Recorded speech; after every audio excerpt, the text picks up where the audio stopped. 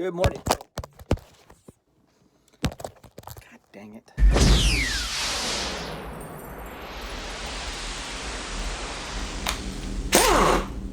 Good morning, YouTube. Welcome back to the smallest automotive channel on YouTube. This is the Pantera update. So the last video that I posted was the Pantera that I found in the parking structure.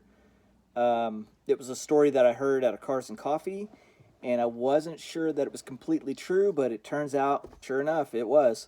So here's the update, what I've been able to find out, what I've been able to track down on that car. So after we left the restaurant that day, the same day that we actually found the car, I was doing some more digging on the interwebs and was able to come up with quite a bit of information. It's actually kind of scary how much information is out there on the internet about people.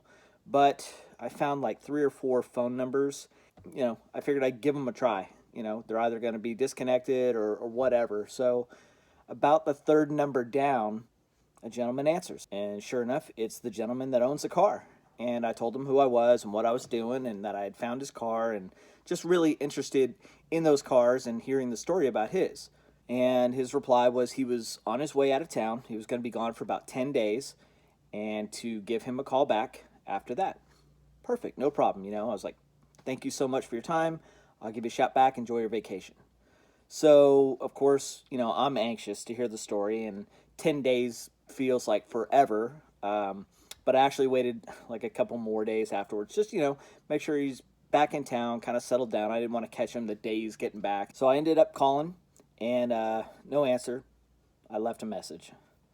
A couple days go by. I figured I'd try again. So I called again, left another message. No answer, no call back. All right. You told me to call you, but you're not going to answer the phone now. Whatever. A few more days go by. I think I tried one more time. I didn't bother leaving a message. And somebody suggested, hey, send a text message. The gentleman's older, so I didn't really want to do that at first. I wasn't sure how tech savvy he may or may not be. But, I did it anyway. So I sent him a text and just said, hey, I just want to hear the story about your car, how it got there. If you're interested in having it running again and restored or cleaned up and tuned up, I'm happy to donate my time just out of pure love for these cars. I would love to see this thing back on the road and not sitting in a parking structure, just kind of wasting away. So I left it at that.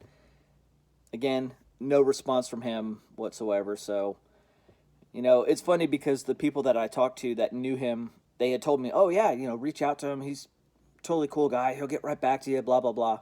Well, that's obviously not the case.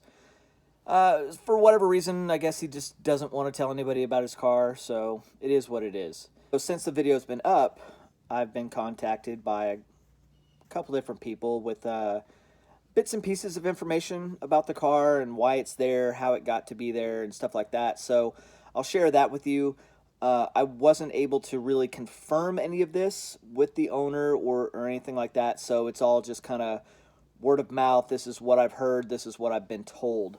One guy reached out. He said, yeah, he had seen that car on a flatbed probably 5 or 6 years ago in that area, which kind of lines up with when the car was last inspected. It was 2016, I believe.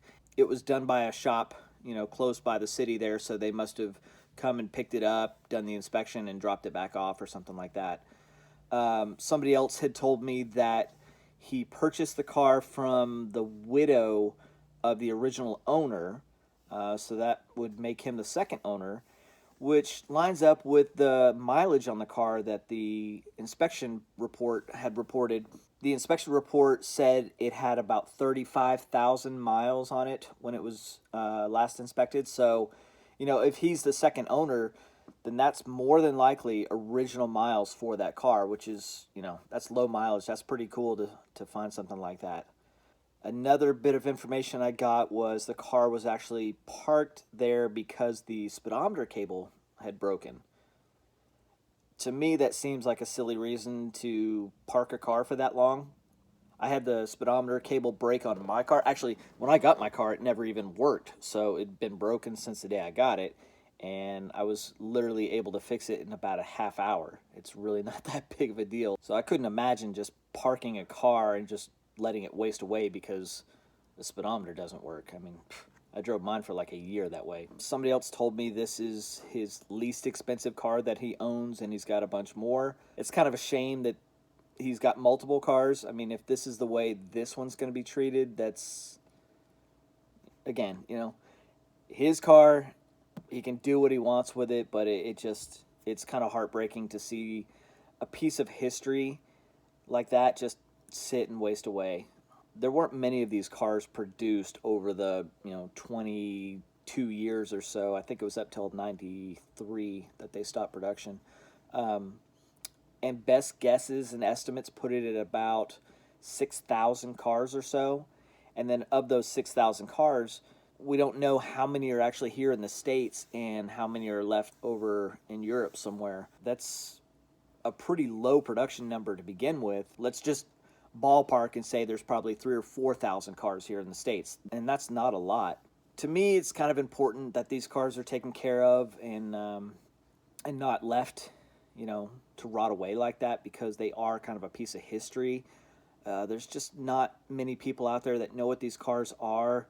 The number one question I get when I take mine out is, what is it? The younger kids think it's a Lamborghini or a Ferrari, and sometimes their dads will know what the car is because they remember it from when they were growing up.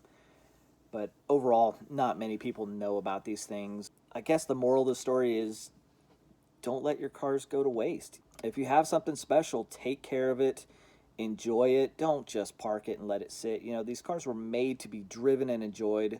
If something breaks, you fix it and you keep on trucking. I wish I had a better ending to the story.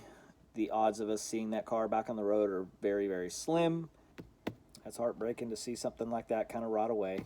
So now that I've kind of chased one down like that, I mean, it was a lot of fun to go out there and search for this thing. I guess from now on, if I hear an interesting story that intrigues me like that, I'm probably going to pick up the GoPro and go searching. You never know what you're going to find. Thank you guys so much for watching. I hope you'll consider subscribing if you like the projects I've got going on and some of these new ones that I've started. Help us reach our subscriber goal. And in the meantime, stay hungry, stay foolish.